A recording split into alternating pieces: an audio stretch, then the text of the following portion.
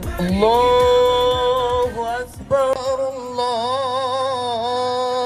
Akbar, Allahu Akbar, Allahu Akbar, walillahil hamd. Wasqufakum faina tasbiyatasukum min tamamis salah.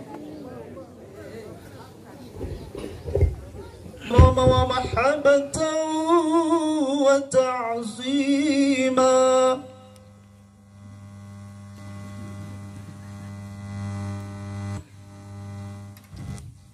Semangat dan kesabaran, karena kita yakin dengan sabda Rasulullah Sallallahu Alaihi Wasallam, puasalah kamu di bulan Ramadan untuk melatih kesabaran.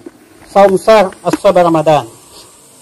Jika salah satu hikmat berpuasa adalah melatih kesabaran, maka tidak berlebihan saya katakan berpuasa dalam situasi pandemi seperti saat ini adalah sebuah ajaran yang mempunyai nilai didikan yang sangat tinggi dalam pembentukan pribadi-pribadi yang sabar. Betapa tidak?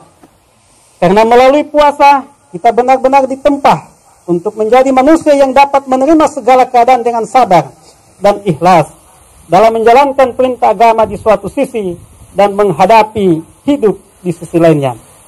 Pada saat seseorang berpuasa, dapat dipastikan dirinya sedang bersabar dari segala hal yang dapat membatalkan puasanya, seperti makan, minum, berhubungan badan suami istri, semenjak terbit fajar hingga terbenamnya matahari.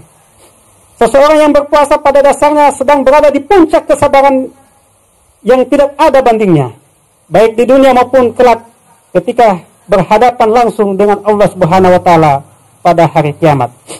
Rasulullah Sallallahu Alaihi Wasallam pernah berwasiat kepada para sahabatnya, di antaranya Abu Umamah, supaya membiasakan berpuasa, sebab tidak ada yang menyamai keagungan ibadah puasa. Begitu agungnya ibadah puasa hingga Abu Huzaifah pernah meriwayatkan dari Rasulullah Sallallahu Alaihi Wasallam tentang sebuah hadis yang artinya, barang siapa ditutup usianya meninggal dunia dalam kondisi menjalankan puasa, maka dia masuk surga.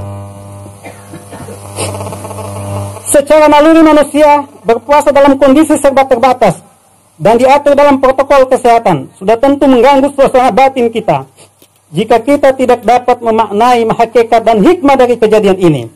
Bagi orang yang beriman, setiap peristiwa yang terjadi dalam kehidupan ini selalu terkait dan harus selalu dikaitkan dengan perilaku manusia.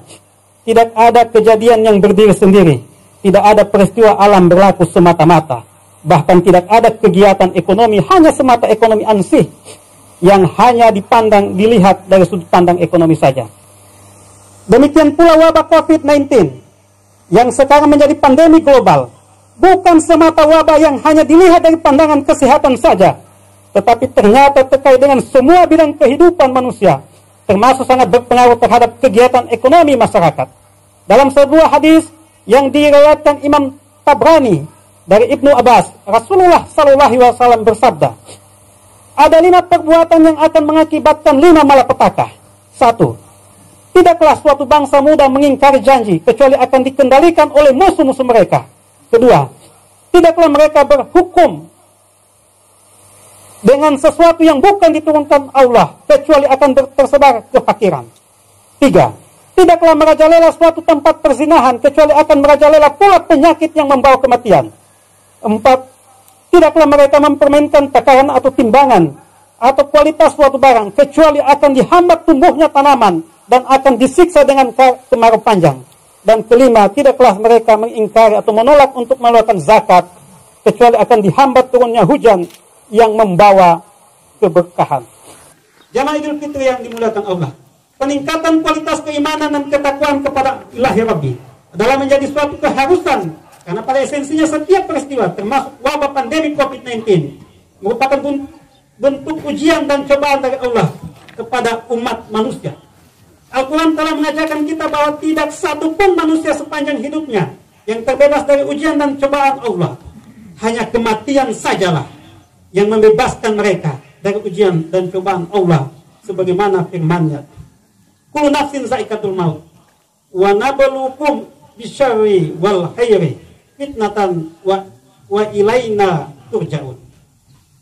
Tiap-tiap yang berjiwa akan merasakan mati.